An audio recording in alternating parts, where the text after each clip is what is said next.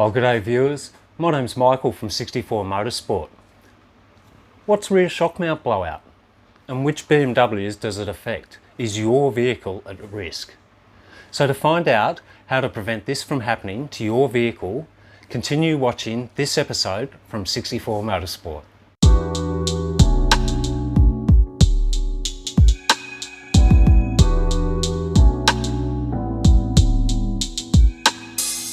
G'day viewers, my name's Michael Taylor from 64 Motorsport, and we're based in Brisbane, Australia, and produce videos about BMW ownership and also for car enthusiasts.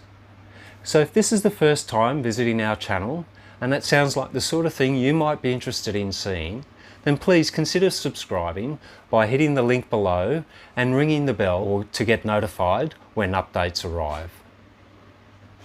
Okay viewers, so what is the rear strut mount? Well, BMW introduced the rear strut mount on their E46 and later the E46 and Z4 model cars. And basically it attaches the top of the rear strut to the chassis on the vehicle. It basically has a metal housing, and in the centre it has a rubber bushing, and that bushing is designed to absorb the forces generated by the strut and to prevent noise, vibration and harshness from entering the inside of the vehicle. So what's blowout? Well, when the rear strut mount fails, basically the rubber bushing separates from the metal housing. You suddenly got two pieces like this. Certainly shouldn't be like that. It blows apart, coining the phrase strut mount blowout. Now you'll know this has occurred because you'll suddenly get a bad knocking noise coming from the boot area, almost as if, remember that time you put your daughter's ex-boyfriend in the boot and took him for a 3-hour drive on a bumpy country road to teach him some lessons in respect and good manners. There's that sort of knocking noise, and also the back of the car will handle like a bag of wet cement. Yeah, it'll be all over the place. So that's a telltale sign that you've more than likely had a rear strut mount blowout or failure. So how does this occur? Well, I guess to answer that question you should really understand what the rear strut mount does. Basically it absorbs the forces, or helps to absorb the forces generated by the strut. Now what happens is the adhesive that they use fails and causes the rubber bushing to let go. When you install a performance suspension setup, you're increasing dramatically the loads placed on the standard strut mount, and certainly increasing the loads beyond what the standard strut mount was designed to cope with. So what's the solution? Well, for me, I've opted for an aftermarket or a performance strut mount setup. Now I've done a lot of research and I ended up going with the ground control rear strut mount setup, and there's several reasons. Primarily I did a lot of research, a lot of watching videos and reading reviews and things like that from all around the world, from BMW owners everywhere, and the ground control setup seemed to be the one that always was mentioned in a very favourable light. So I looked into it myself and I also was happy with some of the features. So let's run through some of the features of the ground control rear strut mount. Basically it's an aluminium housing. It's made of 6061 aircraft grade aluminium. It has a steel mounting plate, and that drops down through the boot, and then you have your mounting holes which sit inside the wheel well.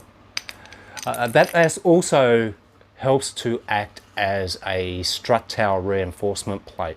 And as a side note, if you're installing aftermarket suspension, then you definitely should be also looking at a reinforcement plate to prevent flex and possible cracking in the top of your rear strut mount, or in top of the rear strut tower. So it already comes with that. It comes with the paper gasket, which you will need whenever you remove or replace your rear strut mount. And also it comes with polyurethane bushes rather than the rubber. So it's worthwhile noting that when you upgrade from rubber to polyurethane, that you're going to increase the amount of particularly vibration and harshness, that you're going to receive inside the cabin. So upgrading your suspension is all about compromises.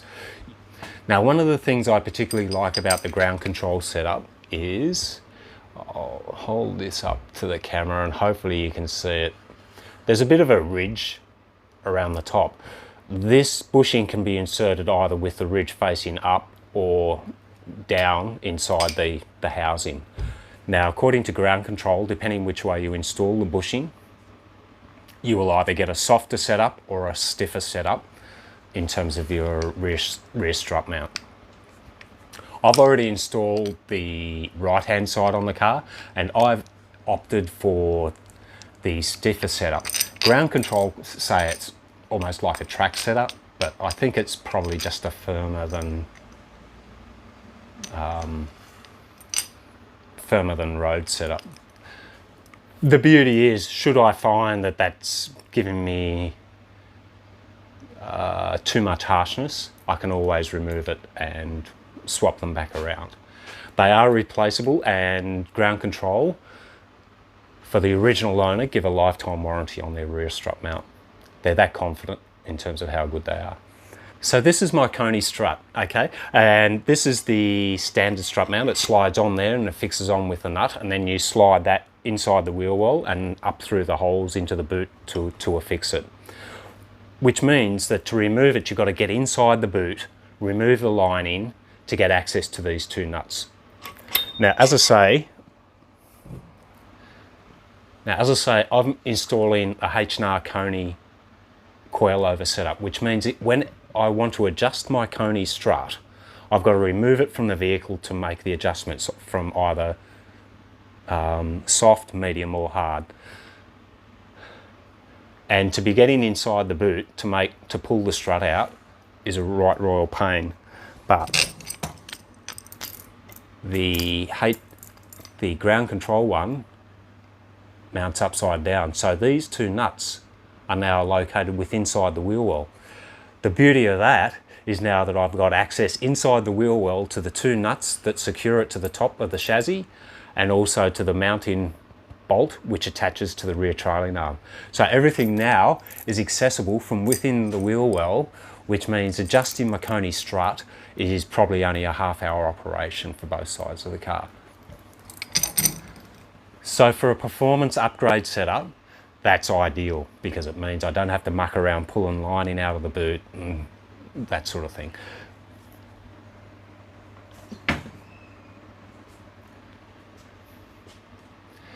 So, Chin-Wag time. What feedback have you got in terms of your performance suspension setup on your E36, E46 or Z4? Have you tried the ground control rear strut mount? And what are your thoughts in terms of the two settings? Which one do you prefer for either the track or the road? I'd be really interested to hear your feedback. If you've got any questions in relation to what I'm installing on my car, I'd be more than happy to answer any questions, why I've made the decisions for the setup that I've gone for and my thoughts and opinions on it. Once again, more than happy to answer. So please leave your comments and your questions below and I'll answer those, and let's see what happens. So I'm hoping that you enjoyed my video on the rear strut mounts, given you an insight to how it works, why they fail, and what you can do to prevent it from happening so you don't get stuck on the side of the road out in the middle of whoop whoop waiting for the auto club to come and rescue you. So until next time, please subscribe if you'd like to see more content. But until then, TTFN.